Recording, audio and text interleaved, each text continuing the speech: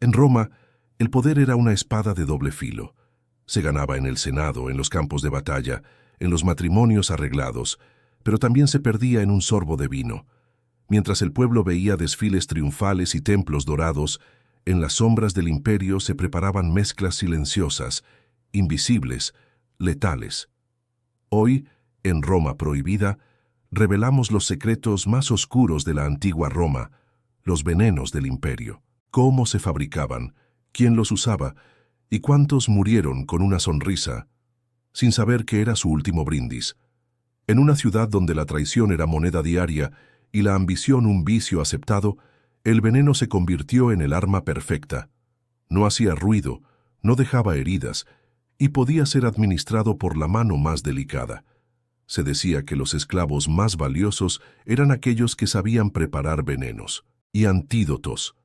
En la Roma republicana ya se oían rumores de pociones extrañas traídas de Oriente, las hierbas de la Galia, los hongos del norte de Italia y las toxinas de serpientes africanas eran mezcladas por alquimistas, curanderos y hechiceros.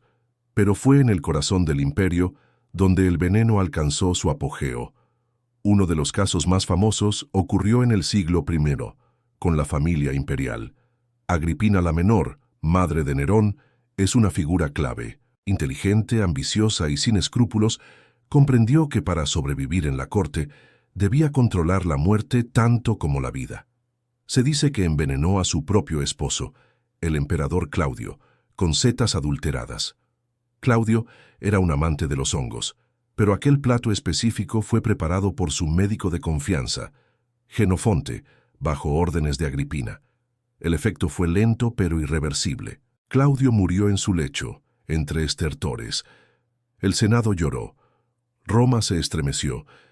Y Nerón, su hijo adoptivo, fue proclamado emperador.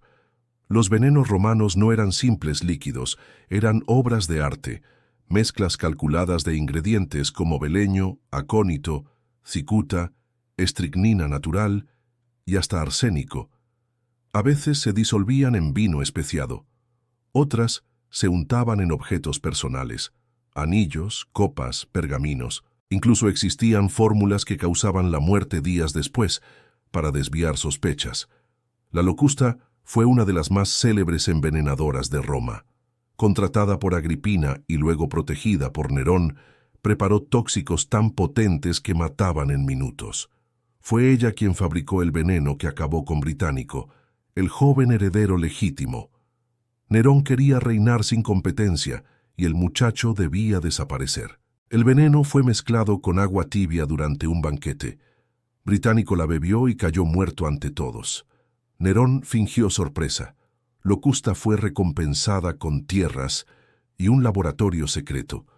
Durante un tiempo fue la química personal del emperador, pero con la caída de Nerón también cayó su protectora. Locusta fue ejecutada por Galba, el nuevo emperador, como símbolo del fin de una era de excesos y crímenes invisibles. Sin embargo, el arte del veneno no desapareció.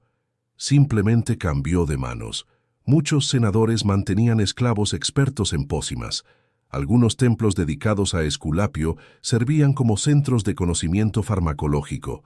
Las matronas romanas usaban cosméticos elaborados que contenían sustancias tóxicas, plomo blanco, mercurio y ciertos aceites esenciales que, en pequeñas dosis, embellecían, pero en exceso mataban. Existía también la llamada falsa medicina. Supuestos curanderos ofrecían tónicos para la fertilidad, la potencia o la juventud eterna. En realidad, eran mezclas letales. A menudo, los maridos celosos o las esposas desesperadas contrataban a estos personajes para envenenar a sus parejas. Se conocen más de 30 casos documentados de mujeres que envenenaron a sus esposos en el siglo I y II a.C., especialmente en las provincias orientales. Roma intentó controlar esta amenaza. Durante el reinado de Augusto se emitieron leyes contra el uso de venenos y beneficia, un término que abarcaba tanto envenenamientos como brujería, pero eran difíciles de aplicar. El veneno era invisible y la muerte muchas veces era atribuida a causas naturales. Solo cuando alguien moría de forma repentina, en público o en circunstancias sospechosas, se abría una investigación. Aún así, la mayoría de los crímenes quedaban impunes. El miedo al veneno se infiltró en la cultura romana. Muchos nobles bebían solo de sus propias copas, vigiladas por esclavos de confianza. Algunos usaban anillos con piedras que cambiaban de color al entrar en contacto con ciertas sustancias. Otros, más supersticiosos, llevaban amuletos, rezaban a dioses protectores o consultaban oráculos antes de cada banquete. Incluso surgió una figura especial, el probatador de venenos, un esclavo cuya función era probar la comida del amo antes que él. Si el esclavo moría, el amo se salvaba. Pero este método no era infalible. Algunos venenos actuaban lentamente, sin síntomas inmediatos. Otros eran específicos para ciertos organismos, lo que hacía que el probador sobreviviera. Pero el amo no. El Senado y la corte imperial se convirtieron en un teatro de sospechas.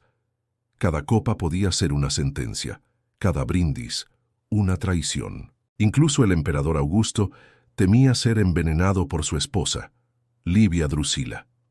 Algunos cronistas sugieren que fue ella quien preparó la muerte de varios rivales políticos, y hasta del propio Augusto. Aunque no hay pruebas definitivas, la leyenda persiste. Y cuando una historia sobrevive tanto tiempo, es porque algo huele a muerte. Otro caso escalofriante fue el del emperador Caracalla. Gobernó con crueldad, temido por todos. Se decía que mandaba a envenenar a los generales que ganaban demasiada fama. Mandó fabricar un elixir que supuestamente fortalecía la sangre, pero que en realidad debilitaba los órganos. Años después, cuando fue asesinado, su cuerpo fue encontrado con signos de deterioro interno. Había probado su propia medicina. La relación entre veneno y poder no terminó con la caída del imperio. Muchos de los conocimientos adquiridos en Roma pasaron a Bizancio, y de allí al mundo árabe y europeo medieval. Los tratados de Galeno, Plinio el Viejo y Dioscórides fueron copiados, traducidos y ampliados. Algunos contenían listas de venenos y antídotos, otros recetas completas. En Roma se sabía que cada veneno tenía su cura, al menos en teoría. El carbón activado, ciertas hierbas, vinagres especiales o incluso el vómito inducido eran métodos comunes, pero pocas veces se actuaba a tiempo. Una vez en el cuerpo, el veneno hacía su trabajo con eficiencia letal. El imperio que construyó acueductos, carreteras y coliseos también perfeccionó el arte de matar sin levantar la voz. En Roma prohibida, recordamos que el poder no siempre se impone con espadas. A veces se desliza en una copa, en una caricia o en un susurro envenenado,